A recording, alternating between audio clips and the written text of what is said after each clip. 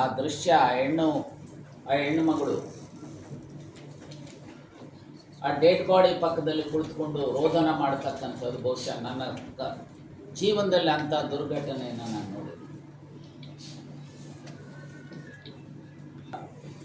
ವಿನಾಕಾರಣ ಅವ್ರು ಸಾವನ್ನಪ್ಪಿದ್ರು.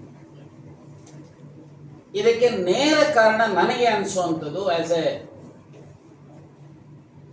Farmer member of parliament and ನಾನು ಇದರಲ್ಲಿ ರಾಜಕಾರಣ ಬೆಳೆಸಲಿಕ್ಕೆ ಹೋಗಿ, ನೇರ ಕಾರಣ ಇವತ್ತೇನಾದರೂ ಇದ್ದರೆ ಕೇಂದ್ರ ಸರ್ಕಾರದ ಬೇಹುಗಾರಿಕೆ ಮತ್ತು ಸೆಕ್ಯೂರಿಟಿ ಲ್ಯಾಪ್ಸಸ್.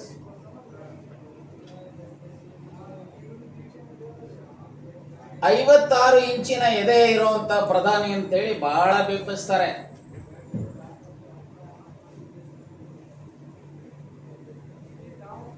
ಸಬ್ಕಾ ಸಾಥ್ ಸಬ್ಕಾ ವಿಕಾಸ್, ಅಚ್ಚಾ ದಿನ್ ಆ ಗಯಾ, ಇದೇನೇನಪ್ಪ ಅಚ್ಚಾ ದಿನ್? ಏನ್ ಹೇಳ್ತೀರಿ ಮಿಸ್ಟರ್ ಮೋದಿ? ಏನ್ ಹೇಳ್ತೀರಿ mister Amit Shah?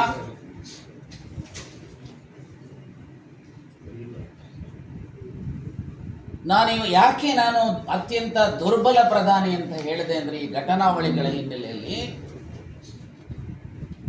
As A prime minister of this country he has failed. He has no moral right to continue as prime minister of this country.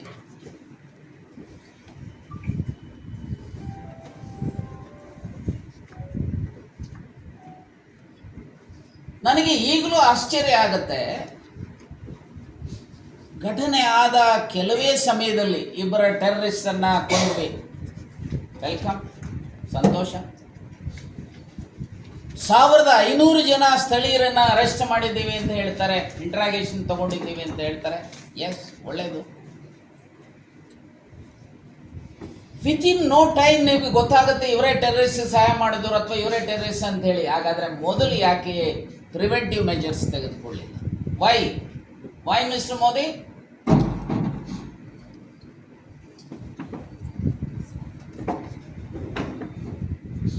ನಾನು ಇಷ್ಟೇ ಹೇಳ್ತೇನೆ, ಬಹುಶಃ ಈ ದೇಶದ ರಕ್ಷಣೆ ವಿಚಾರದಲ್ಲಿ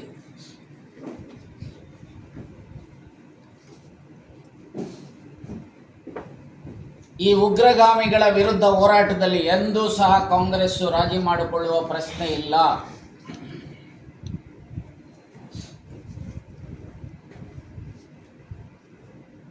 ಉಗ್ರಗಾಮಿಗಳ ವಿರುದ್ಧ ಧ್ವನಿ ಎತ್ತುವಂಥದ್ರ ಮೂಲಕ ಕಾಂಗ್ರೆಸ್ ತನ್ನದೇ ಆಗಿರುವಂತಹ ತ್ಯಾಗ ಬಲಿದಾನಗಳನ್ನು ಇತಿಹಾಸದಲ್ಲಿ ಮಾಡಿದ್ದಾವೆ.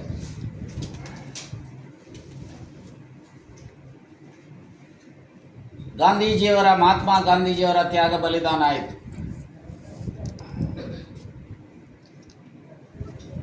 ಇಂದಿರಾಜಿಯವರ ತ್ಯಾಗ ಬಲಿದಾನ ಆಯಿತು. ರಾಜೀವ್ ಗಾಂಧಿಯವರ ತ್ಯಾಗ ಬಲಿದಾನ ಆಯಿತು. ಈಗಲೂ ಸಹ ಈ ದೇಶದ ಪ್ರತಿಯೊಬ್ಬ ಕಾಂಗ್ರೆಸ್ಸಿನ ಕಾರ್ಯಕರ್ತರು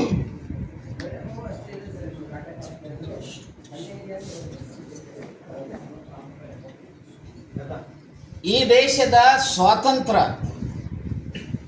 ಈ ದೇಶದ ಸಾಮರಸ್ಯ, ಈ ದೇಶದ ಗಡಿಯ ರಕ್ಷಣೆ, ಈ ದೇಶದ 140 ಕೋಟಿ ಭಾರತೀಯರ ರಕ್ಷಣೆಗೋಸ್ಕರ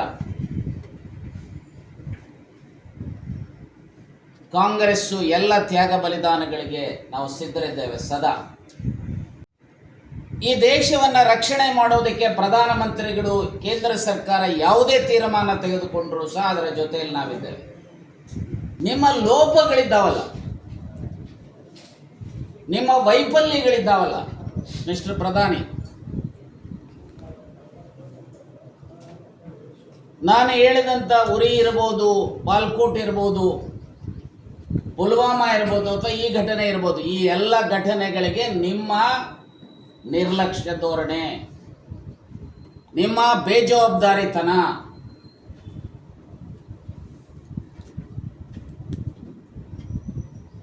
ಸೊ ಇದರಿಂದ ಈ ದೇಶದ ಜನರ ರಕ್ಷಣೆ ಸಂವಿಧಾನದ ರೀತಿಯ ನೀವು ಓದ್ ತಗೊಳ್ತೀರಿ. We are going to uphold the provisions of the constitution.